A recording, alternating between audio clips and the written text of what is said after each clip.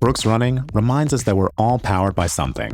Whether it's the me-time energy of a run after a day at the office, the electrifying energy of your first marathon, or the infectious energy of a group run with your friends. No matter what energy powers you, Brooks has gear specifically designed to unleash it. So lace up and let it out. Let's run there. Visit brooksrunning.com today to learn more. Icy Hot Pro with 2 max strength pain relievers. Targets multiple pain receptors. Ice works fast, heat makes it last.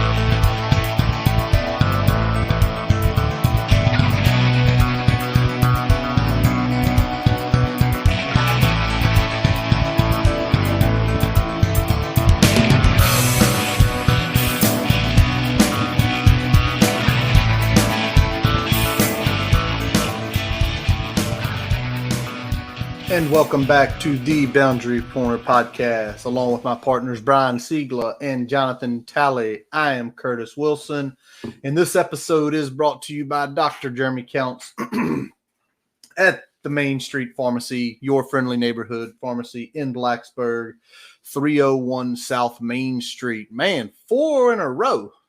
4 in a row, man. It's like almost we're in season. I mean, that's the way it feels, man. But we're wrapping up spring ball. Got a great interview tonight. Going to talk a little portal stuff. We have all been busy as heck, as is our guest tonight. I got to catch my breath. I mean, usually I'm like in here 20 minutes before we get to chill. Everybody rolling in here about 2 minutes before we go live. Working, man. Everybody working. That's a good thing, though. That's what we do, man. That's why we're here. That's that time of year, man. We're here for the people. We know it's the off season, but as we say, it ain't no off season, baby. Ain't no off season. No off season at all. Well, tonight, folks, if you didn't get to see the marker and you're just joining us, we do have a very special interview with a young man who is hoping over the next, 5 days, because it's Tuesday, right? Tuesday, Wednesday, Thursday, Friday, Saturday. To hear his name called for the NFL draft. He comes to us by Nansemond River High School, Suffolk, Virginia. Number 1 in your hearts, number 0 in your programs as a 2023. Ladies and gentlemen, defensive tackle Pheldarius Payne. Hello, how y'all doing? Thank y'all for having me. Thanks for coming on, Pheldarius. How you been doing?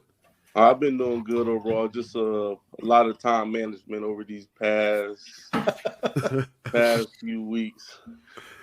Love it, man. Love it. We're going to talk about that later, but we really appreciate you taking some time tonight to jump on with us. Not only to talk about what's coming up in your future here in the next few days, but just kind of give a little background on who you are, your time with the Hokies, little stories, ins and out like that. So again, we really appreciate you taking the time tonight. And I'm going to kick it off with this. Coming out of high school, you went to JUCO route. And you went to a JUCO that is a powerhouse, Lackawanna College up in Pennsylvania. The 2 years you guys were there, 21-1. You had some really good seasons, collecting, sacks, tackles for loss. How do you feel that going to a JUCO helped with your development coming out of high school? I feel like JUCO really helped me fundamental-wise. Like Coach Duda, he's a very well-known coach in the JUCO world and in the football world in general. Like if I go somewhere and I say I was at Lackawanna under Coach Duda, they say, yeah, we know who that is. And him being the D-line coach and the head coach, he started at ground one and was really building it up. And we didn't have what probably any division have. Like I don't even think we had a sled, if I'm being honest, but the stuff we did was very good. That I believe it helped me a lot.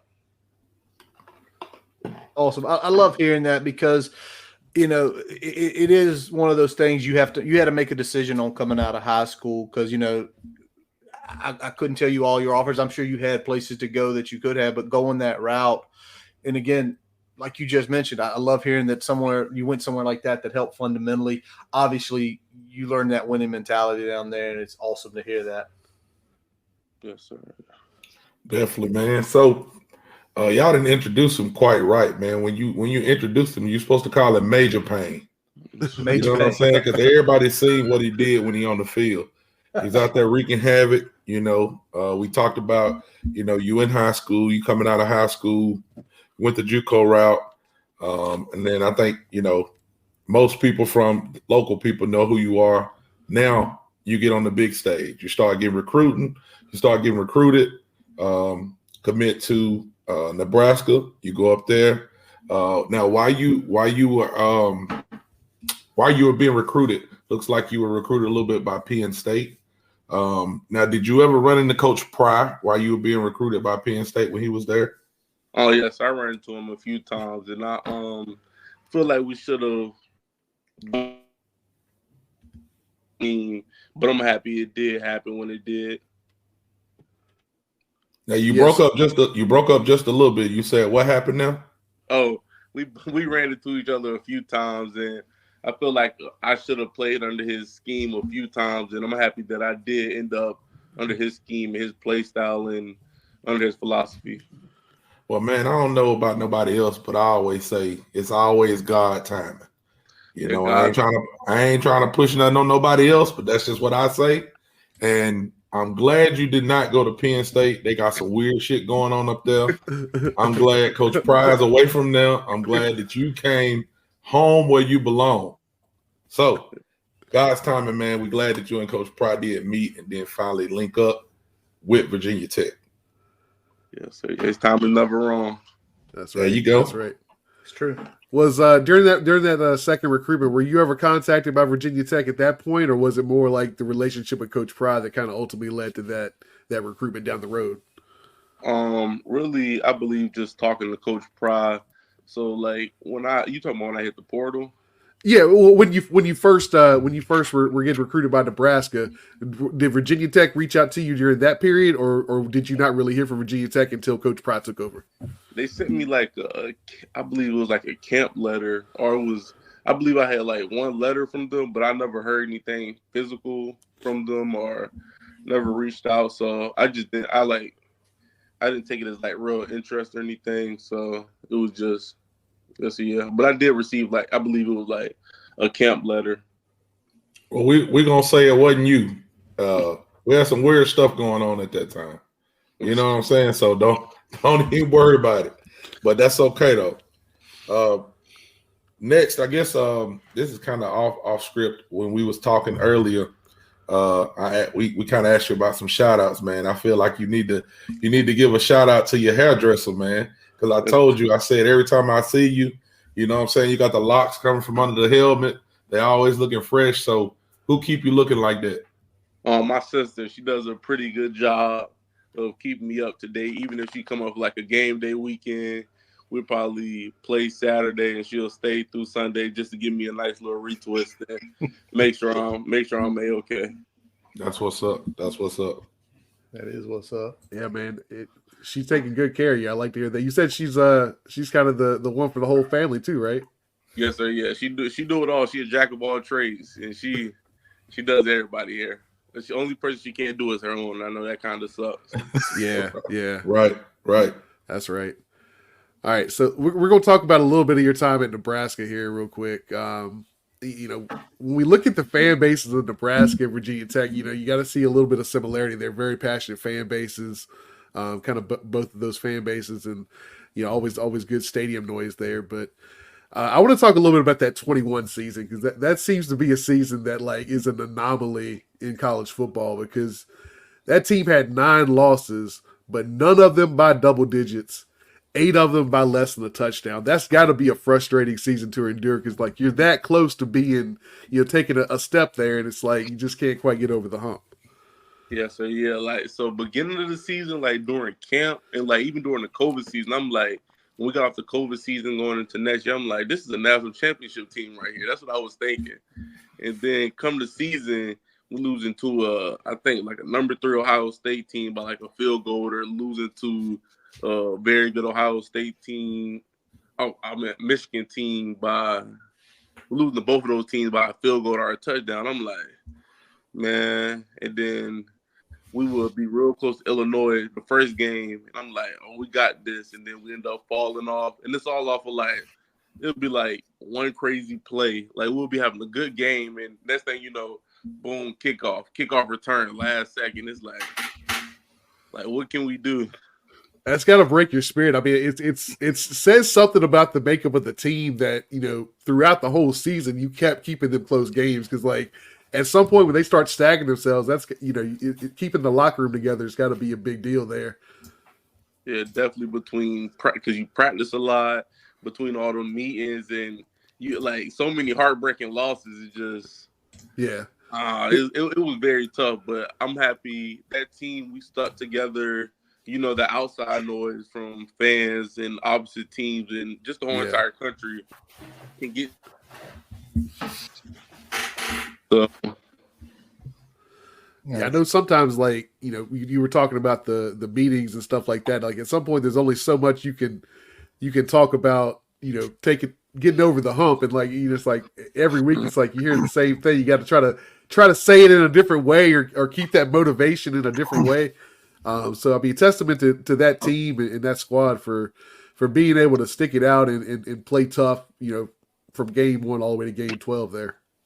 Yes, sir, yeah. You should have heard the post-game speeches, because you can't change up the post-game speech by so much. You playing elite teams and only losing by this much. It's like, oh, we this close, but this close don't ever get the job done. But yeah, it was a great coaching staff, great players, but I feel bad for, like, just the coaches, because we put in a lot of work. The players put in a lot of work, but sucks to see coaches, like, don't get out what they put in.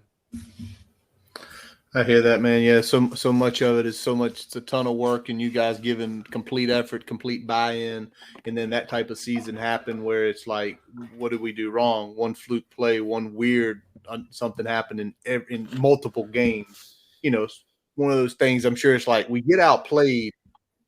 Hip your hat. They were better than us today on the field. Some of the things that happened that season, in my life, I've never seen. I've been watching college football since I was like 8 years old. I've never seen a season like that. But I'm gonna get off that because the right thing happened. As years ago, God's plan happened. You get into the portal in 2022, and obviously, as you just mentioned, you had some connections with Coach Pry during your JUCO recruitment at Lackawanna before you went to Nebraska. But other than coming back to the state of Virginia, what else was the sell to Coach Pry at that point in time to get you to effectively, you know, commit to the Hokies, sign the letter, and show up in Blacksburg in January 2022? It wasn't much of a pitch. I know what Coach Pry is about. I know his scheme. When I found out he was running the same, like, not the same exact scheme, but doing what he does in his style of play, it wasn't much talk. Like, I committed pretty early. Like, it wasn't nationally known that I committed early, but it wasn't many talks before I told him. It probably was like the first 2 talks I told him I'll go out to Blacksburg and see what it's, because I'm from Virginia, but I've never been to Blacksburg. So I just told him, like, I'll come see there, but I'm basically committed. Like, I know what you're about. I know how you are as a coach. And yeah, that's basically it. He didn't have to sell me nothing. Love hearing that. Yep, definitely, man. So, you know, we riding the wave. You know, you coming home. You're coming back to the state of Virginia. Fans are excited because we getting some Power 5 help to come in here at a place of need. You know, we got Mr. Payne gonna be holding it down for us, and then adversity hits. You know, mid-July, you get injured. You know, a pretty gruesome injury. You know, you tear your Achilles. What helped you stay motivated when you did that at that point in your career? Just knowing I had a lot to prove, a lot to gain, and just really put my head down and work, and just figure, like y'all said, how we said, God never makes a mistake. So I'm just thinking, I did think like, dang, why me? But I wasn't. You guys, anybody like throughout that period, I was still smiling, walking around because at the end of the day, he doesn't make any mistakes. What's meant for me is what I get. So that's how I carried it, and I believe it helped me throughout the time, and just knowing that I was gonna come back for another season. I'm not dead. I'm living. So Yeah.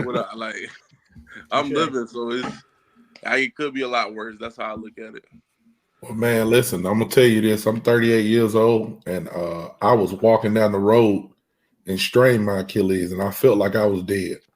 So if you tore yours and you were still smiling, hey, you a bad man. That's right. You a bad man. I'm talking about. Hey, I'm still struggling with it. It's been like 2.5 weeks, and that thing be tender. It'd be hard to put any weight on it. So, yeah, man, that's awesome, man. Yeah, injuries are crazy because they can really it's not just the physical. Sometimes it's the mental piece too. Like just keeping your spirits up, making sure that you're doing the right things in rehab, not rushing the rehab too much. Because you mentally you're like, all right, I'm ready to go. I'm starting to feel better. I'm ready to go. But like making sure you're going through the process and making sure you're not missing a step in that process. So it's a lot of mental in there along with the physical. But let's talk about that comeback though, because everybody loves a good comeback, right? All right, so it's a major injury. It's a long rehab. You start the season, probably not 100% at that point. I'm guessing still kind of working yourself back into football shape, right? But then we get to Pitt, and we get to Marshall. That I feel like that's when you really started making a big impact on the field again. It looked like you really got your legs back under you. What was the most difficult part of kind of ramping back up after your injury, and at what point did you start feeling like yourself again? Really, that Marshall game is when I started feeling like myself, and just overall, it was just I don't think it was too hard getting back into the game because I was just so happy because at the end of the day, I just love this game. So it felt like a little kid just playing football, if I'm be honest. So it was nothing that was too terrible. Like the worst part was coming back like doing mat drills and spring ball because that's when it was like barely run. It was a crazy experience, but yeah, just getting used to this D tackle position, and because I never played D tackle at this level until I got here, so it was just getting used to the D tackle. That was probably the biggest thing I had to get used to after coming back off of the injury, because that's like battling two different things. But I was just happy to play. I was just smiling, just getting on the bus, because a year ago I was ODU, had my feet kicked up in one of the old teammates' apartment, and just watching the game. And I'm like, dang, like we supposed to be at the game. So I was just happy.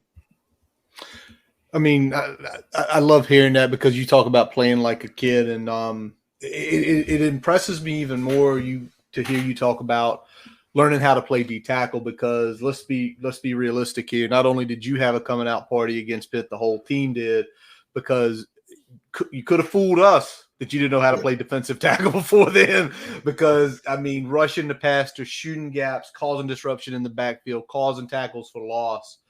And let's look at that game, particularly the Pitt game, because that game, it changed a lot for you. Your rotation got heavier. You started playing a lot more, but it changed a lot for the team. Like that was that game. I think us three sit here after that game and said, something's happened. Something's happened with this team. And it was something. Did anything happen ahead of that game, or was it just all the building blocks Coach Prime and the coaching staff have been talking to y'all, and it came together and came to fruition? Before that? Well, was it Marshall? Do we play Marshall the week before that? The Marshall was the week before that, where y'all defensively y'all had an unbelievable game, and then that next week was Pitt. Y'all go in 1-3, and I mean, you could have fooled us. We were running the Hokies were running 3. Yeah. Yeah. So that Marshall game, y'all saw how it ended. It was a very tough loss. So going into that week was just more of like, let's do what the coaches said. They always put out a layout. It was pretty good coaching. So we just followed their layout that week and really just stuck to it throughout the week, hit stuff a little bit harder, and really, it was really just following the coach's lead and doing what we were supposed to do from the jump. Because I believe that game, I think the running game, they might have had around 200 yards rushing, I believe, or it was something amazing. And then the defense, we was just playing all 11 hats of the ball, just flying around. And you could just feel the energy on the sideline before the game. You could just feel like we're here, we're coming. Man, I love hearing that. Yeah, go ahead, Curtis. Well, I was just saying, I love hearing that it was just like after that Marshall loss, it wasn't how did we lose that game? We played good when we lost that game. It was, no, we're going to hit it harder. We're going to go harder. We're going to focus on what our coaches are telling us. And Curtis, you know what I like most about that game? What did you like most about that game? I like that 38 rushing yards total for Pitt. Oh, that's what I like about that game.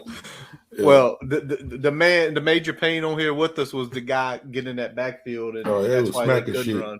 All right. Before we get to the road to the draft, I got to ask a question because I came up, I watched you in the Military Bowl. I was soaked. I had a great time. But we all know about the gift bags. We all know y'all get what was the coolest thing at the Military Bowl y'all got? It might be between we got this jacket on Christmas, and it was like a black and gray camouflage jacket with the VT. Probably the best thing I've had my whole entire college career, like gear wise, and just me. The Air Force Ones was just you can't beat no Air Force Ones when you just getting those for playing football at the end of the day.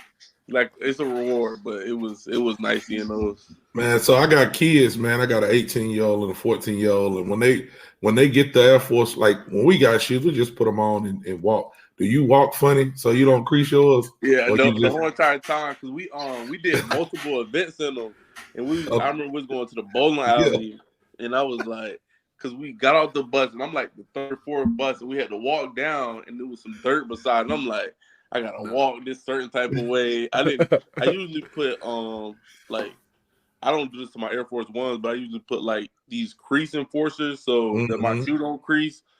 But it was weird walking in them.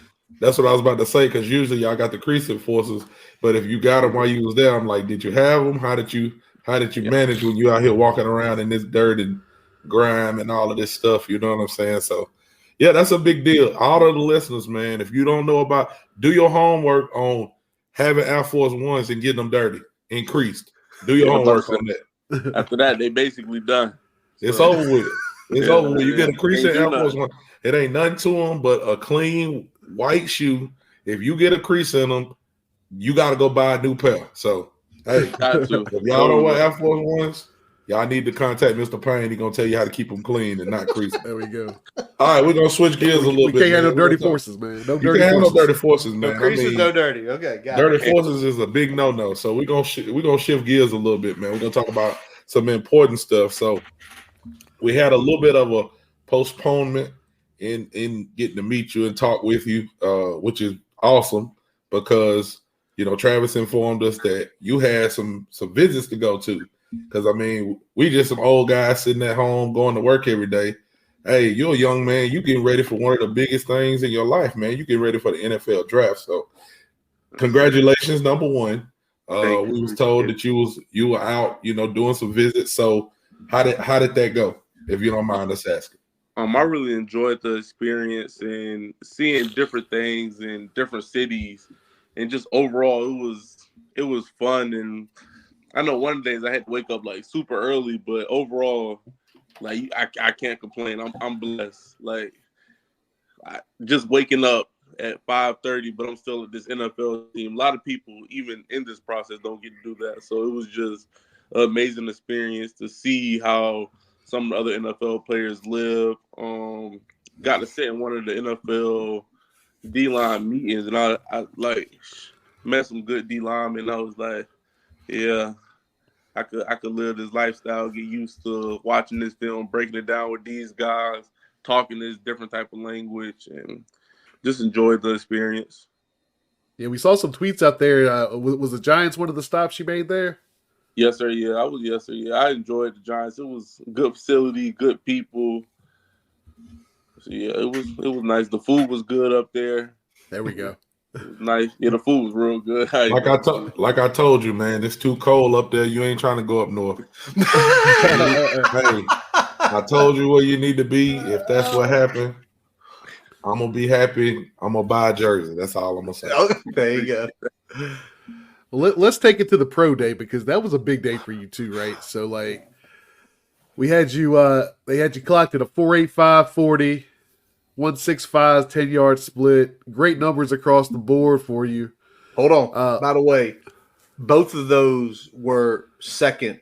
Like, looking at the guys that went to the combine, your split and your 40 were second amongst all those guys who went there. It's crazy, dude. You were balling that day. That's crazy. Sorry, Brian. I'm sorry. You're good. I like you add a little bit of extra color in there. I like that. But when they saw the numbers, like, I looked up the combine and I'm like, dude, when I saw that 165, I'm like, that's elite for defensive tackles. Like, that's elite. Yeah. And I looked it up and it was just like, damn, that was really elite. Sorry, Brian, go ahead. I'm sorry. You're good. I appreciate you had that in there. But I think, just looking at that, like, so just wonder where you've been working out and who you've been working out with during this pre-draft process. I'm working at a prolific park out in Greensboro. I don't know if you know Ricky Proel. He's played receiver for the Panthers. Yes, yeah. That's his facility. But it's guy to go by Chris Kennedy. He was my trainer there. Big speed guy. So he helped quality work. And yes, he helped a lot, because I ain't never run track. I barely run 40 yards. So yes, he helped. He helped a lot. Now, it's kind of wild, like, getting with those speed guys and kind of getting that. What's the difference in, like, preparing for that type of workout versus, like, something you would do in the spring? A lot more stretching, because overall, I play D-line. We're not running too far, too fast. A lot of short distance, quick bursts. So just 40 yards is pretty far for a D lineman. So just overall, just turning the switch on, that I have to run a little bit longer in different type of leg cycles and different type of stride length. It's just overall just different. But the lifting part was about the same. So we didn't do as much heavy lifting. We did different types of lifting. Nice. And again, that was Prolific Park down in Greensboro. Obviously, we got listeners down in that area. So if you got a kid, or I'm assuming they do a lot of there's Chris Lester. Definitely check them out there. We just mentioned a few minutes ago, you had your visit with the Giants. Obviously that was very, very, very public, we should say, because you put your name in. That was like Yahoo, big hit, boom. He went and saw the Giants. So if you're allowed to say, what other teams have you been in contact with? Where else have you went and visited? We know Tally's a Titans fan. I'm a Niners fan. Siegel over here is a Colts fan. I mean, we just, just wondering. Well, I'll tell you, the only team I haven't talked to was the Colts. But I've talked to – Come on, Chris Ballard. Get with it, man. I've talked to a good amount of teams, though. It could be anywhere from like 15 to like 20 something. Before, like I told y'all today, I hopped on the phone with 6 or 5 different teams. So it's been, and the day before I hopped on, like I believe the same amount, 5 to 6. So every day it's a different number. So I honestly lost count of how many teams I've talked to, but I've been blessed and got good contacts with like different coaches, a lot of different notes I've picked up and what could help me succeed at the next level. So I'm grateful for the opportunity to be able to talk to those guys. Yeah, that's what's up, man. So we definitely are tracking what you're doing, tracking your career, like I'm sure all the Hokie Nation will be. Man, we got to give a huge shout out to, not just not just you, but your whole defensive line and defense for the year, man. Y'all could have packed it up. You know what I'm saying? Like you lose that tough game to Rutgers. I mean, I think we might have gave it like 16 passing yards, something stupid. You know, we lose this game to Marshall. We already talked about.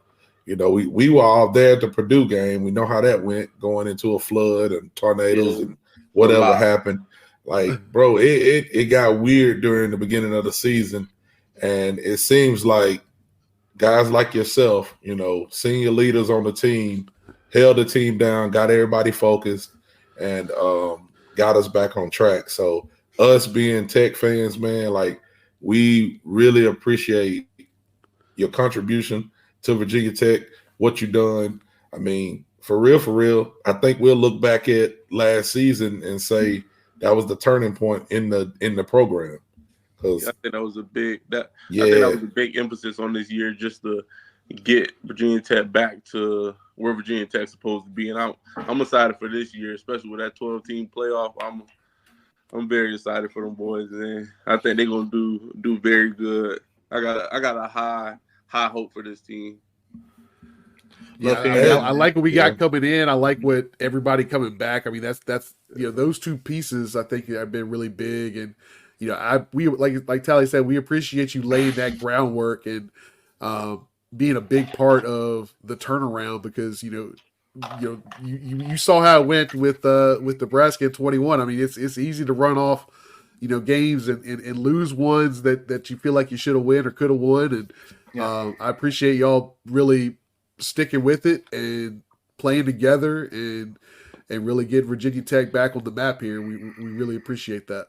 Yeah, I'm happy to be a part of Hokie Nation. I'm just excited that everybody was welcoming with open arms, and just happy to be back home, and just really enjoyed it. It was great to be a part of Hokie Nation and be in Blacksburg, Virginia, and wearing that Virginia Tech. And it's true, man. And Brian said something here just a second ago about laying the foundation. I think what you had to go through in 2022, and I think you probably laid something for the guys in that room, because you were one of the older guys in that room. You were one of those leaders. And that whole thing of at Nebraska, we lost. I got hurt. I kept working. I kept coming back. And now it's like, look where we were last year. Look where we are this year in yourself. You know, going into 2023, you know, there is a plan out there, and we know that, but we're all human beings. We all can question things, because why did I tear my Achilles? You know, now I got to come back, and then doing what you did, you know, roughly 8 months later, you're sitting here, you're being contacted by NFL teams. They're flying you in, you're sitting in, and it's unbelievable, man, to see that. And, you know, we wish nothing but the best for you. We wish you blessings. But we got one more question to ask you. Hold on, before you go to that question, Curtis, I gotta say this. I say it because we had last year. Was it last year? That's true. Yeah, last year we had Connor on here. That's Shamari on. We had Shamari on before the draft, and then look what happened. He gets drafted by the Chiefs. Get him a ring. Get him some starts. I'm just saying. I ain't saying that BCP is the magic touch, but we already know what's gonna happen. Everybody who listening already know what's gonna happen. So all I'm saying is, when you get rich and famous, man, just come back. That's all we ask. Come back to the spring game and just sit down with us. That's all we ask. I definitely come back. Yes, sir. Go ahead, Curtis. All right, Brian, this is Brian's question, because he thought of this years ago. If every coach, every player that's ever come on with us, we have these couple questions. Current, former, and otherwise. All right. Exactly. All right, you got to give me one go-to spot for food in Blacksburg that everybody knows about, and then give me your dark horse, the spot that you go to all the time but everybody else sleeps on. So the go-to, I'm a big sweet guy. Do y'all know about Boardwalk? That might be a sleeper. I don't know. I heard the Boardwalk. I don't know nothing about it. Boardwalk might be a sleeper. Boardwalk might be a sleeper. Oh, my fault, dude. I got to put that in my as my sleeper. It might be a sleeper for us. It might not be a sleeper for folks on campus right now, but it's a sleeper for us old folks. Oh man, Boardwalk BT. Yeah, I shot them out too. That's a good I actually got the fried Oreos after me and two other of my buddies, Matt and Nay. Our picture up there in there. That All right. place is. We went there all like throughout the camp. Like when we had them off days, we had to make sure it was before the off day because when we came back, it was crazy. But it was on the off day during like, so say if we had like a good training week of camp, we would go there and get them fried Oreos. It was like a must. Like nice weather. The students wasn't back. It was, you know how Blacksburg is when the students not back. So Yeah. we was out there all day. But that's my sleeper pick, I guess. All right. And then what's I one had of- another sleeper pick. Oh, we got two sleepers here. Hold on. Yeah, I was vegetarian for a while, so it was this one burger at what's the place beside PK's? Y'all? Oh gosh. Oh, hang on. Hold on. They make their bread in house. Oh, this man's serious. He's This very man that serious. said- Yes. This man that said he came up here, he was vegan, eating vegan burgers with fresh made bread and fried donuts. Man. We've been asking the wrong people about food. Yeah, I was about to Shit. say I'm a big food guy, but I say I don't know the name of that place, and I feel bad because I was going there also. Very Is that often the Maroon because I was Door? there. The Maroon Door. There we go. Yes, sir. Yeah. When I was vegetarian, I used to get that mushroom burgers most of my time. At All right. Virginia Tech. And then the big go-to, it's like every time I'm up there, I need those PK wing bites. Like when I went up for the spring game, it was a must stop. When I went up there for a spring practice, must stop. When I went there for a pro day, must stop. Those PK wing bites. People make Wing boneless bites. wings, but those wing bites they cut up them chicken thighs pretty. I don't know. What's What's the go-to sauce for you? I like that sweet chili, and a lot of guys I be with like the cheetah wings, but I'm a sweet chili guy. And Man, you know, barbecue. Hold Man, on, Brian. like- before, oh, go ahead, Before we Curtis. wrap up here, can you get the? I've never seen this place. Can you get that up on screen? The boardwalk. Oh, the boardwalk. Hang on. Because y'all, I'm like we gonna get. So you over there Googling it. Oh, yes. You got to know what you This finna go man- up there. Huh? Yeah, you got to go to the You finna- Instagram and tell them Pheldarius sent you. That place is. All right, we'll do Hey, that. we finna talk JC Price. He done been on here too. Get all them D linemen down there to the boardwalk. where the fried Oreos at. Because Put that thing up there. if they There was we down go. there fucking up, if they down there fucking up fried Oreos and then they play like he was playing when he came back, we need everybody Feed it eating to fried Oreos. Get your Man. picture. God Fried dog. Oreos, fried Twinkies, fried. They That's cinnamon. got a it funnel all. cake. Oh my gosh. Oh, calm down. Yeah, Ron. you- Sandman. Yeah, you Just was gonna have to. You gonna have you eating that. You gonna have to play D. You gonna have to play D tackle. Now, the But question Darius is, came in as a running back. But for Darius, how many fried God, Oreos did dog. you have before you ran at 485? Oh no, I couldn't eat any. That was the treat after. That was the treat after. That's Man, what's up, oh, man. That is what's up. By the way, so new sweet dessert spot down in Blacksburg, the boardwalk that's on Draper. I get It's right across from Benny's, like right There you across. go. from Benny's. All right. So if you get the Right. pizza, the other friend get the sweets. Is Oh the man, boardwalk is. Tell them fried Major- Oreos and a Man. Benny's pizza, man. That's a deadly combo right there. Hey, you sound like you at the fair. If you doing Yeah, that, That Shit. place, it got a special place in my heart. I can tell you that. that's what's up. That is what's up. Listen, our buddy Coach Robbie Compton, best of luck in the draft with Darius. Thank you for taking 45 minutes, an hour out of your night to spend with us, with Hokie Nation here. We'll be thinking about you over these next few days, hoping to hear that name called because you deserve it, man. Thank y'all. I appreciate y'all, and I'm always happy to come back up here. Y'all just shoot Appreciate me you. a text or shoot me a DM, and I'll easily come back up here. Sounds good. Now, if you do wind up in Nash Vegas, He I'm 2 coming. hours away. He coming. I'm coming. I'm just letting you know. Yes, sir. Appreciate All you, right. Darius, for jumping on with us tonight. Yeah, appreciate it. Appreciate you. Y'all have a good one. Do You the too. same, Yes, young sir. man. All right, y'all. That was Pheldarius Payne. That was awesome. Thank him so much for his time tonight. And before we kick out of here and come back with a little bit of Portal, we are going to hear a quick word from our sponsor, Main Street Pharmacy. USAA knows dynamic duos can save the day, like superheroes and sidekicks, or auto and home insurance. With USAA, you can bundle your auto and home and save up to 10%. Visit USAA.com/bundle. Bundle savings are off total premium, not available in all states or in all situations. To qualify, auto policy must be active prior to property policy issue, subject to change. Restrictions apply. Membership eligibility and product restrictions apply and are subject to change. USAA means United Services Automobile Association and its affiliates, San Antonio, Texas. If this were a Reese's TV ad, you'd be staring at a Reese's peanut butter cup. And sure, my voice is peanut buttery smooth, but still, you need to see the peanut butter cups, right? No? I can really just say Reese's and you'll go get some? Okay. Reese's. Reese's. Reese's. Really working, actually. Reese's. Reese's. I'm on to something. Reese's. Reese's. Reese's. Reese's. And our digital partners. I can probably save you a lot of money, and I can take a lot better care of you. That's pretty much it. My name is Jeremy Counts, and I'm a pharmacist. I own and operate Main Street Pharmacy here in downtown Blacksburg. My brother's a pharmacist, I'm a pharmacist, my uncle's a pharmacist, my dad's a pharmacist.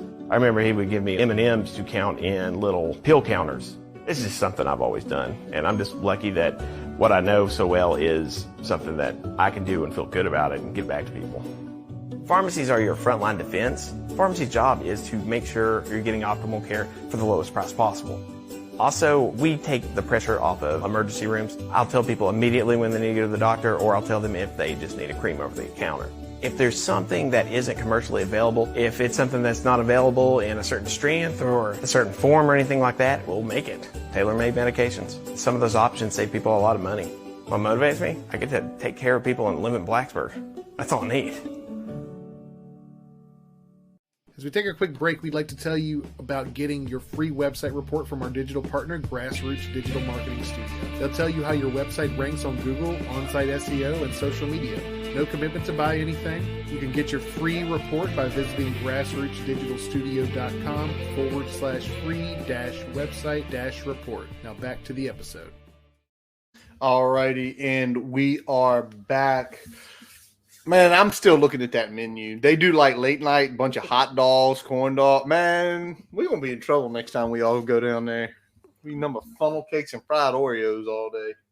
You know, there are worse things in life, man. True. Worse things in life. True. Right. But again, I mean, that's why we ask these young men that question every time, because usually we always uncover something. We always uncover something cool. But let's talk a little bit. Not going to be a long episode tonight, folks. After spring game and everything, the portal opened up, and obviously right now we've got several Virginia Tech players in there. And what I wanted to kind of do just amongst us three here is just kind of the surprised or not surprised by the guys who are in there right now. Anyone we think could be going in the next few days. And I'm going to do this in the order they came out in. And Brian, I'll let you go first on this one. Tally, you follow it up. Freshman offensive lineman Gabriel Arena. He was the 6'4", 275 interior guy out of Bishop McDevitt up in Harrisburg. Brian? I mean, you pay attention more to that than anybody. So the interior is a little crowded at the offensive line. I feel like he's the guy that was kind of falling into that bottom part of the muddle there with a couple guys, maybe even a class lower than him, that it kind of already was a step ahead of him on the depth chart. So not a big surprise, him taking another opportunity here. So not shocked on that one. Tally, any shock on that one? No, kind of what Brian said, man. It's you got to thank some of them guys, man. Coaching change happens. The portal's big now. You bringing people in. It's like you're gonna test it. So wasn't really a surprise if it's crowded and you feel like you don't have a path to get on the field pretty quick. I understand it. Yeah, and then like to y'all's point, to Brian's point too, it is sort of it is a big room right now. I mean, we take a look at it. We got 15 guys and not recruiting this year. That's a lot of people. And yeah, you want 2 or 3 deep, but realistically, 8 to 10, you start slipping in that bottom 5, unless you are brand new to campus, it's probably not going to be good for you. And again, there's that opportunity. Go out, find a home for where your next one is.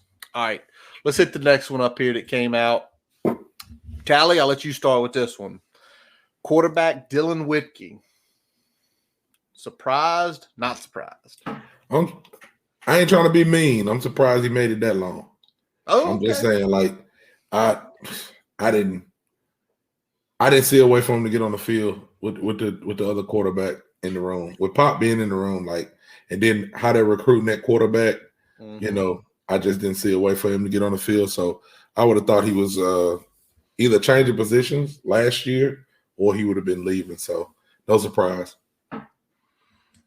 Brian? Yeah, I'm a little surprised given our current scholarship numbers. So I don't think he's the guy that we were saying, hey, if you want to go. But I think it's a guy that he's seeing the writing on the wall. Somebody, again, a class lower than him, pass him on the depth chart, puts him at 3. If he sees a path for himself getting on the field at another school, whether it's G5 or whatever it may be, go do your thing, and best wishes to you. So, definitely, I'd say maybe a little shocked only because of the scholarship numbers. I got you. I was surprised by this one, and I was more surprised because of the statement Brent Pry made after the spring game. He said, Pop's a little bit ahead, but we've got summer and we've got fall. Like almost that thing of Pop's ahead, but it's not a runaway, right? It's not like Pop's the number 2 guy, ain't no question about it, And Dylan didn't play terrible in the spring game. Like he looked solid in the spring game. So I thought there was a part of us that probably like you kind of want it because you want that depth room. We got Davie Belfort coming in the summer. Got Keldon Ryan already with the class of 2025 locked in.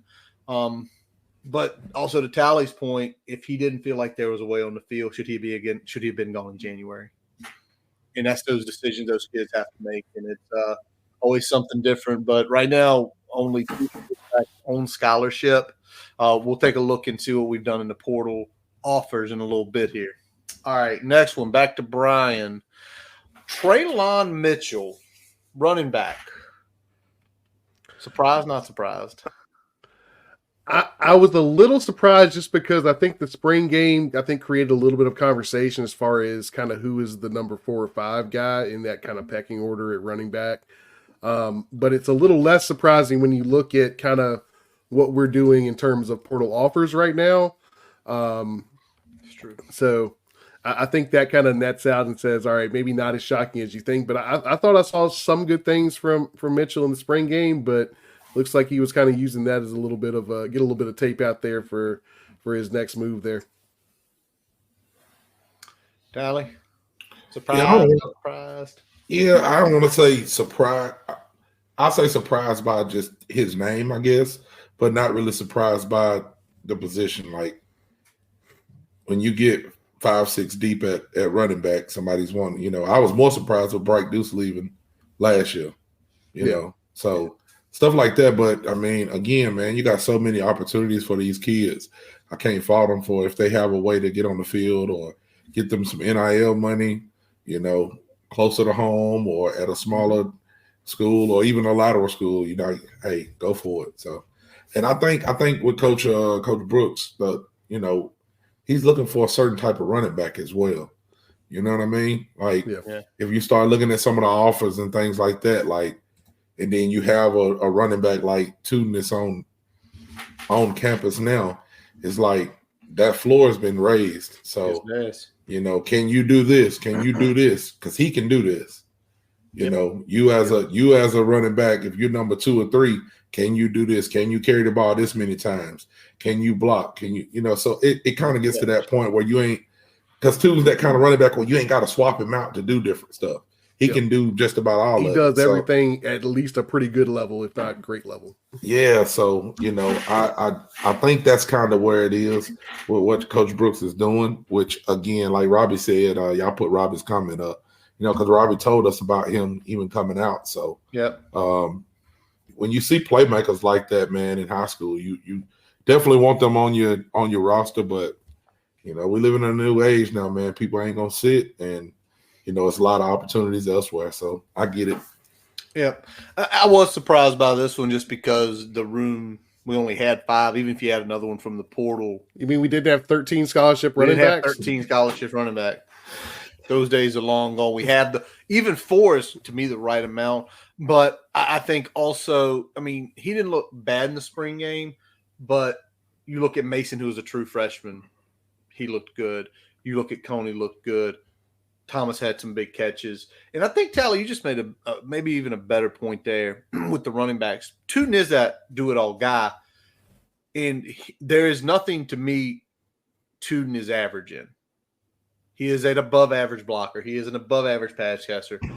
He can go inside, he can go outside, and add the element of the kick return.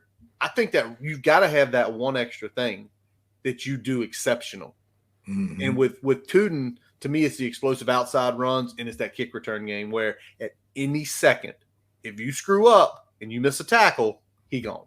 Yeah. And let's talk about longevity of running backs too. Like you got to get on the field and put some tape out there if you want to potentially take those next steps. If you want to get looked at from an NFL standpoint, so these guys need to get on the field in order to do that.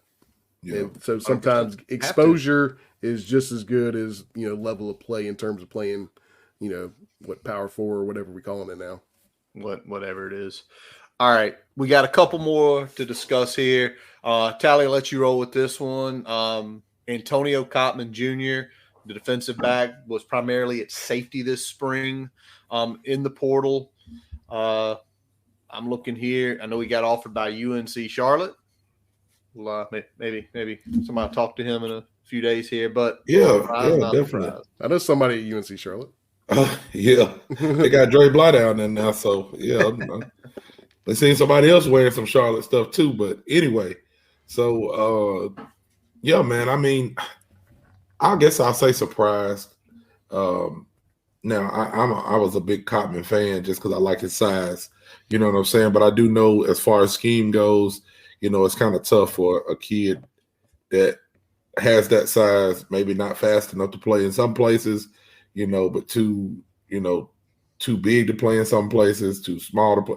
It's kind of a different tweener position that he has to play in. So, and to be honest with you, man, like we got a lot of people that's fighting for those positions. So, I could understand somebody saying, "Hey, I got to go explore elsewhere as well." Because, think about our DB room. Think about the star position. Yeah. People that's stepping up in those positions, which is kind of why I thought he was playing would be the star position. But then, you get somebody like Caleb Woodson in there. It's like same class. What do I do? You know what I mean? So I understand it. I really liked Cotman's size and I liked his potential. So hope he lands somewhere good. I was not shocked, and I'll tell you a couple reasons why. Number one is that we saw Tally was talking about there the star position between Woodson coming on into last year and Gabe Williams stepping in right away and making an impact this spring. That was kind of a wash. Got moved back to safety for the spring.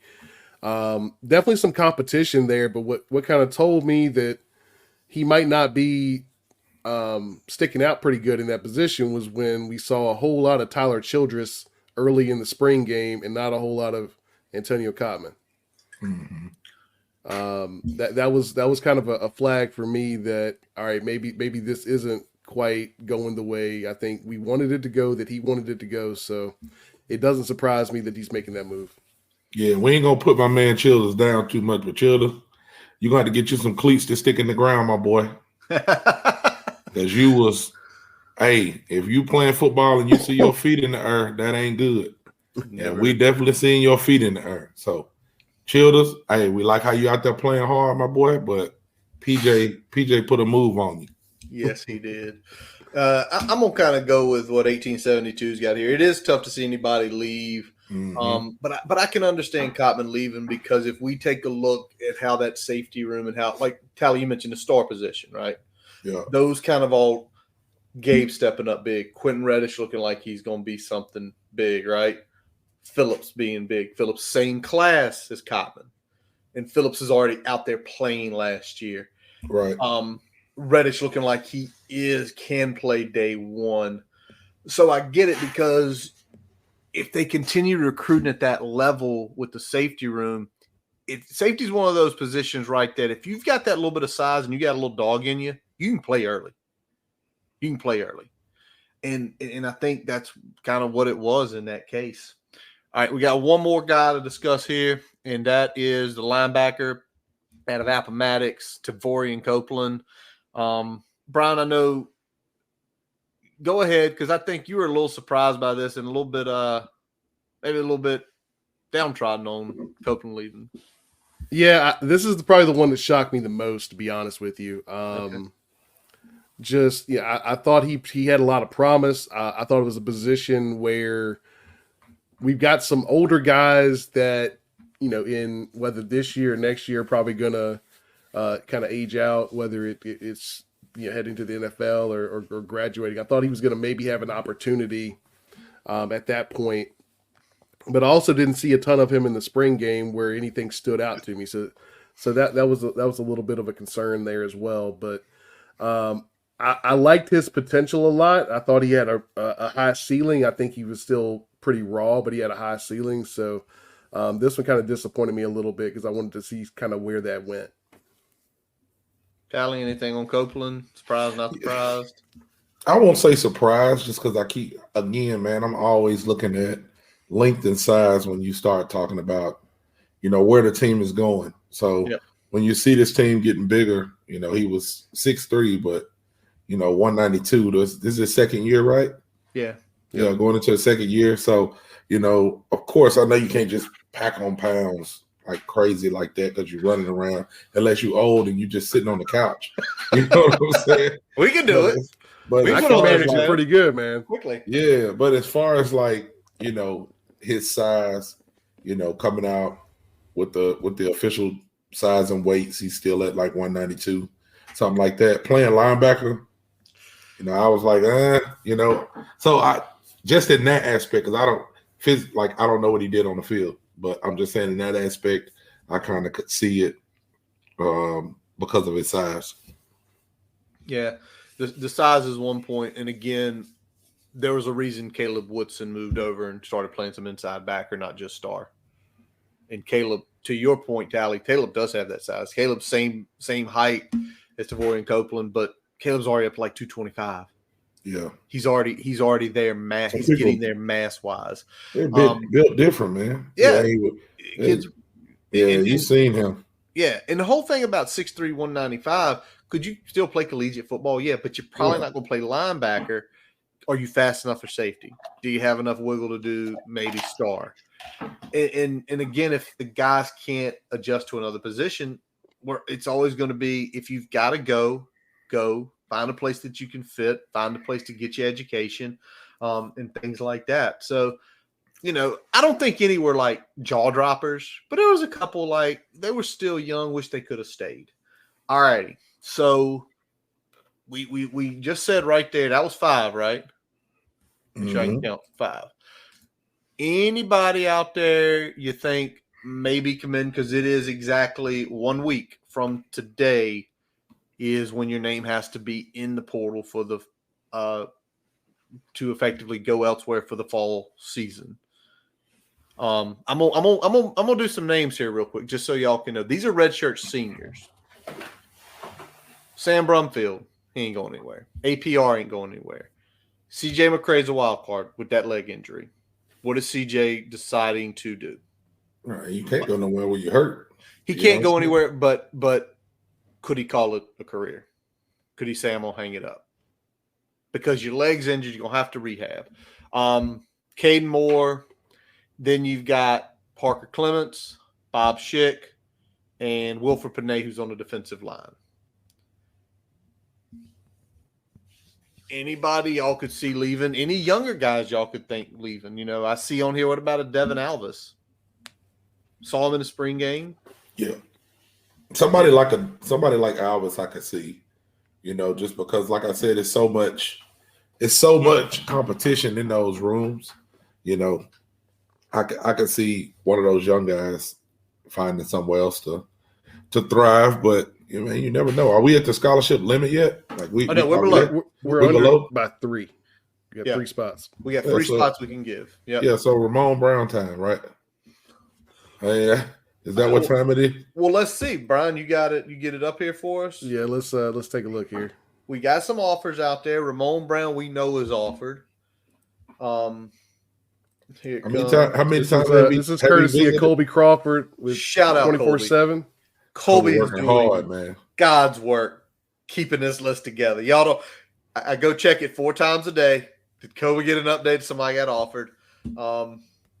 First of all, just because he made this announcement yesterday, the ones in red basically have ruled out Tech. Yeah, they're either committed or they've already let Tech know they are not coming here, which in this case is just Chamblee. It's just Chamblee. Yeah, everybody else has already had some sort of formal commitment out there. Hayden to Colorado, and then Greedy Vance Jr. to USC. All right. We kind of talked about it last week, and now we're seeing it here. And we got 3 spots. Y'all take a look at this. If you're out there listening tonight, who are your 3? So if y'all want to put it in the chat, we'll put it up here. But I'm gonna go with, which one of y'all are really ready? Anybody who can play offensive line. We need one. So we need one. I've never watched any tape on Christopher Adams, but it says he's an offensive tackle. Can you come in and push somebody to play better? That's all I'm asking. All right, so that's consensus then. We all believe the offensive line. Yes. Consensus. Brian, consensus? Yes. So if you want me to give 3, I can give 3 right now. All right. Well, we know offensive line's 1. So who are your other 2? All right. So we got, if I had to pick 3 names off this list, give me Adams, give me Caleb Spencer, and give me a pick 'em between Ramon Brown or Penny Boone. Boone, more immediate upside. I think Brown has more eligibility, so it's just kind of a pick your poison with that. All right. Tally, we know Chris Adams. Go ahead, write it on. Yeah, so Chris Adams, we'll say Chris Adams just because I see it, offensive tackle. I'm going to say Ramon Brown. He's visited too much for them to have ruled him out or him not to be coming. He's still been visited. I think he just came up for the spring game, so hell, he might. I don't know what he's doing, but I'm going to say Ramon Brown. I feel like I'm still salty because we lost that recruiting battle and he went to Maryland. So just for my own selfish reasons, give me him. And I mean, safety-wise, man, just the LSU safety. I'll take him. I would say Caleb Spencer, but he comes from that private school there in Virginia, and I don't think that they're real high on. Like that's where Cotman came from. So I think he's the only kid. Yeah, I think he's the only kid that we got from there. So I don't see that working out for us. I'll take him, but I just don't see it working out. So all right. I'm not far behind y'all. With Adams is definite. Get him in here. And in totality, to your point, regardless what the tape says, make it say something, make a statement to make other people play better. Like he's coming, he's got 2 years of eligibility left. You want your job, beat him out. And the next one, I'm with y'all. It's got to be a running back. To me, it's got to be Ramon. If they offer another one in the next few days here, that's great. Let's do it. Just because with Penny Boone, it's unless you tell me Malachi Thomas is leaving, which if that happens, pull the trigger on Penny Boone real quick because you need your 1B there, or your 2. The last one I'm a little torn about because yes, do we need safety help? Absolutely. Right now it's Stroman Phillips. Where's Quentin at? But I keep leaning because there's two offers out there, the kid from Arkansas State and the kid from Yale. I think with CJ going down, and I know I mentioned they obviously we saw a little stuff from Jason Abbey. We saw a little stuff from James Jeanette, right? I think they don't feel completely comfortable with a fourth defensive end. So for me, give me a defensive end, because if we're rushing the passer, we may not need the best back end play. So I'll take just because his name's Larry. Give me Ezekiel. So I'm kind of with you on that a little bit, but you still got to have safety help in the run game. So that's going to be important too. But don't sleep on maybe Diani Hill being that kind of nickel safety hybrid that we saw that our buddy David Cunningham mentioned last time he was on there, that Tay Daly type that could maybe come in and kind of play that like a little bit of swing nickel and safety and be that type of player. So that might be the option that kind of shores up nickel, shores up safety, all in one player. And that might be something that we go if we're trying to go that route to help with the nickel position as well. Yeah. Here's a question for Curtis right quick. Yeah. Because we've talked a lot, and I don't think none of us have said it, so I know you're the more analytical one. We know who Kyron Drones is. And we know who Pop Watson is. You testify. I know what you're about to say. Who else is in the quarterback room? That's true. And we did offer the kid from UCLA who played last year. Right. So I was about to say, I mean, what do we got to get a quarterback, Curtis? What are we doing? Well, if you want to play, I think what they have to do in that situation is they have to feel where Pop is. Can Pop manage the game? Is the defense good enough? Is the running game good enough? Where can Pop manage? If it's where now he's not there to manage yet, maybe you take the kid. But it's also convincing this guy who played last year. Go look at his numbers. He didn't have terrible numbers at UCLA. Solid numbers. Convincing him, you number two. At best. At best. You might be three, but we need you. Yeah, I think the other thing is, it's not just can Pop manage the game. We know how Pop plays the game, right? So you get Pop in there, he's still a slightly undersized quarterback from a Power 5 perspective, and we know how he plays the game. You're one rush, you're one scramble away from having to get either a Davi in there or a walk-on in there. So that's a pretty rough situation to be in. So I mean, I could see us going that route. You're walking a little bit of a fine line though, because you got to bring in a guy that is comfortable with that position, knowing that barring something significant happen, Pop's got the keys whenever Kyron moves on. It's true. All right. I have not seen this. So did something happen? Bryant throwing out here? I haven't seen an offer that we've offered him, but I know he's in the portal. So I think what's that kid's name? Some Owens. I don't know who it is. Is it Zach Owens? Zach Owens. All right. Yeah. No list yet. Now I know a lot of times Colby's working throughout the day and he drops it later in the evening. So that's why I'm going defensive end right there. Because if Cole Nelson or God forbid APR goes down, I mean, defensive end is not looking great. So again, I mean, we can look at the kid from Georgia Tech, from Baltimore. Yeah. We know Peebles is gone next year, right? We know Fuga's gone next year. There's what's so interesting about this is there's so many intriguing offers where we could literally go through this list and be like, yeah, that makes sense. That makes sense for this year and next year. That makes sense for the next 3 years. That makes sense for the next 2 years. So again, they're being selective, but I think we stick here and say, hold on, I'm gonna put this up real quick. Y'all agree with that? Yep. I agree. No comment. Nope. No comment. I do. I gotta come in. So yes, I do agree with it. And as much shit as I give Grant Wells, I definitely am. Y'all know how I feel about the situation.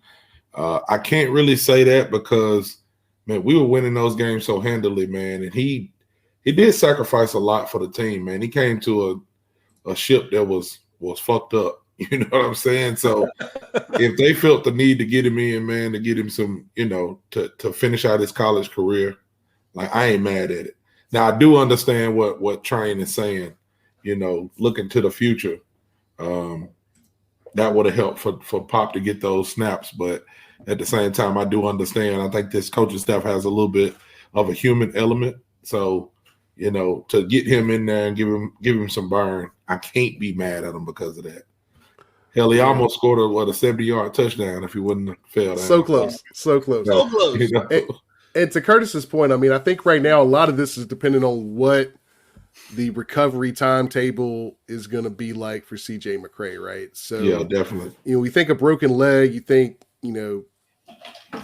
6 to 8 weeks probably in terms of healing. You're probably adding another, 4 to 6 in rehab. So we're probably talking about sometime right before mid to, we're talking about right before camp, right into camp, before you're even starting to get into any sort of actual recovery outside of just your typical rehab. So is a month going to be enough time to gear him up? I think if his timetable is he can be full go by end of September, defensive end is probably less of an issue because you probably aren't going to, fingers crossed, hit a major injury that's going to impact you depth-wise that quick. But if his timetable is something more like mid to late October, go get you a defensive end. Yeah. All right, real quick, just so it's just Thomas, we'll take care of you here, man. Oh no, Thomas, you all good, man. That's a good comment. It is a good comment. But I'm gonna tell y'all what not to do. If you want to waste your time, don't do it. If you want to waste time, do it. Get on 3 and do that transfer portal page and just start clicking and just seeing, like, I mean, there is a just announced a few minutes ago, a freshman safety out of Kentucky is entering the portal. Kid basically went up on rankings, and I don't know if he played last year or not. Like, you're talking about rabbit hole stuff. Let me go to offensive tackle now. Guy from Dion's kicking the guy out. Looks like he's going to Syracuse. Man, what the fuck do Dion got going on, man? It's just too Hollywood for me, man. Like I said, like even at the start, no shade to Dion. Everybody was all on the Dion train. I'm gonna just speak from my perspective down here where I'm at. Like, I seen Alabama fans going and buying Colorado stuff, and I was like, yeah, Dion is cool. I understand. Like, we grew up watching Dion and he's flashy and stuff like that. But when you become a coach or when you get in certain positions, man, I just feel like he kind of doomed himself from the beginning because of the way that he talked and some of the stuff he said. So when you hit rough patches in your season, like, I ain't gonna feel bad for you. Now you got kids transferring out. Like, when you first got there, you told kids, "Oh, y'all need to jump in the portal because I'm bringing my own bags," and they Louis and this, and man, you just gotta have some kind of tact when you coaching. So again, Dion can do it his way, but if you do it your way like that, you gotta win. You know what I'm saying? So yeah. Well, the other part I want to ask is this, because both of y'all playing the game at high levels, especially on the lines. You keep turning. Can there be any continuity? I mean, it's tough, man. For both of y'all, because Tally, you played on. You weren't a lineman, but you played at tight end. I mean, you always talk about your buddy. You knew when he was going to screw up. Yeah, like you knew when he was going to screw up. At least you could say, "Well, I got to at least give the best chip of my life to maybe save him." How tough is that? Like, it's tough, man. You can take 5 stars and put them on a line, and they still can struggle. You know what I'm saying? Like, it's not a given that you just go and recruit these guys and they're going to come in and produce for you. Like, especially at offensive line. Like offensive linemen, a lot of times are like some of the smartest guys on the team, man. They got a lot of stuff, especially like your center position, calling different plays out. You got to know where everybody is. And then the continuity, knowing how fast this guy's going to pull. So I got to be able to take this step or not take this step for him to have his spots. Just different things like that you just don't get when you continually switch up and you continuously changing and things like that. So what's been our problem? You got different coaches coming in, and then you got different players. You can't stay with the same 5 linemen. Like, that's going to be a problem for him because Shadour's a talent, man. Like, Shadour's really good, but as we seen last year, if you ain't got no line, they're going to get him killed. So who are you putting in front of him? Yep. And, then when people are leaving and you got different things going on, I just feel like they're getting too involved with the Hollywood side of it. We need this, or if you don't want to be here, leave. And you got the players talking about it and things like that. I just feel like, man, y'all got to go win. Y'all got to quit getting caught up in that hype. And that thing started blowing up a little bit with McClain kind of putting them on blast a little bit. And I know corner is different than offensive line. There's a whole lot more that goes into, like, you can put a corner out on the island and say, go out there, you cover the best guy, and you bring somebody else in that can do that, and you don't miss too much of a beat as long as you're talent wise about at the same level. Offensive line, I mean, it takes so much development and it takes so much of continuity across the different positions, and working with the same group and working with the right combination of talents and things like that. There's so much that you can't just go in there and tinker with multiple positions every year on that line and think you're just going to put 5 out there that you can bring in every year and it's going to work every time. You can do it. I mean, but you're kind of catching lightning in a bottle a little bit. I mean, we think about like Duke a couple years ago when they brought in 4 or 5 G5 linemen and a couple FCS linemen, and they ended up gelling pretty quick and things worked out for them and they were able to kind of turn their season around. It still wasn't the best line out there, but compared to what they had before, they did a good job of repairing that offensive line in the transfer portal. But that's kind of the exception to the rule. Usually it's like a one piecer, right? You bring in one guy to fill in the big hole you have that can kind of work with everybody else that's already there. And I think, that's where he's getting into trouble, is that some of these positions you can just bring in the best guy and it works. Wide receivers like that, quarterbacks like that, cornerbacks like that. I'd say probably even defensive end is like that, but not all these positions can you just bring in a guy and expect that to work time in, time out. So it's going to be interesting to see what happens out there. Hit it and kind of reiterate or re-emphasizing both of y'all here is Robbie. So yeah, but as far as the Hokies go, hopefully in the next few days we get to see a few portal ads, maybe a couple more leaving, maybe a few guys saying they're done. Yeah, let's get a couple greens squares. Yeah, there you go. You want the green from Colby? Yeah, we gotta get the green. He'll get up. And again, or, be like me. Just go down the rabbit hole of On 3 transfer portal and say, let's get that kid. And then put it in an email to Pry and be like, hey. Yeah. And the still out there. And the crazy thing about Curtis is he don't have time to do this. I don't. Like, he don't got time to be going on there and going down this rabbit hole because he got so much stuff to do. Work, kids, more kids, dog, wife. Like, you got all this stuff to do, and then you go down a rabbit hole, and then you're sending us stuff. We definitely ain't got time to go down it, so we just got to get on the phone and ask you what's going on. Well, it happens. You get little breaks, you get little pockets, and you're looking at it, and that's the rabbit hole. Or it's 10:30 at night, and it's like, ooh. Oh, yeah. I have avoided it, though. I have been good to avoid it. Yeah. Speaking of which, going back to the Zach Owens thing, man, he put out earlier – looks like 5 hours ago, he's been contacted by 35 schools. We are one of them. I don't know if that means that we have officially put an offer out there or anything like that. He ain't coming here. Everywhere from Colorado to Oklahoma. Of course. Well, didn't Auburn. Colorado just sign an offensive tackle? They gonna put him in the portal and take this kid instead? Maybe.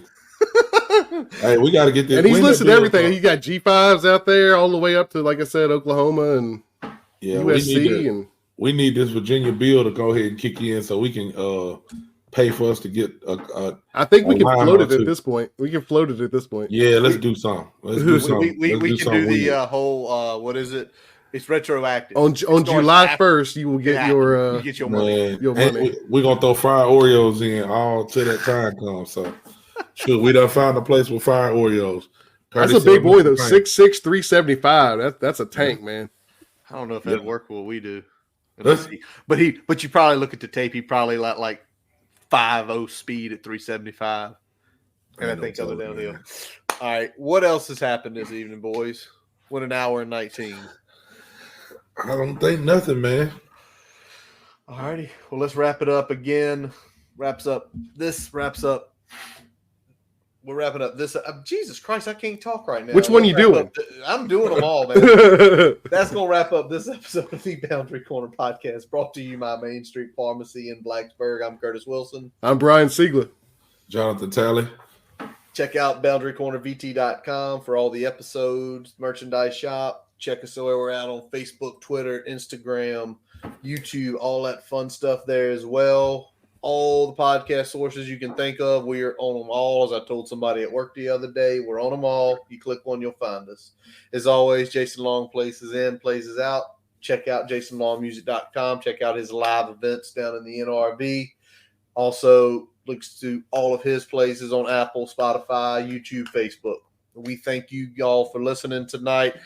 And a special shout out again, P Squared, the Major Payne, Pheldarius Payne, for giving his time for the interview. And as always, boys, let's go. Okay. Hokies.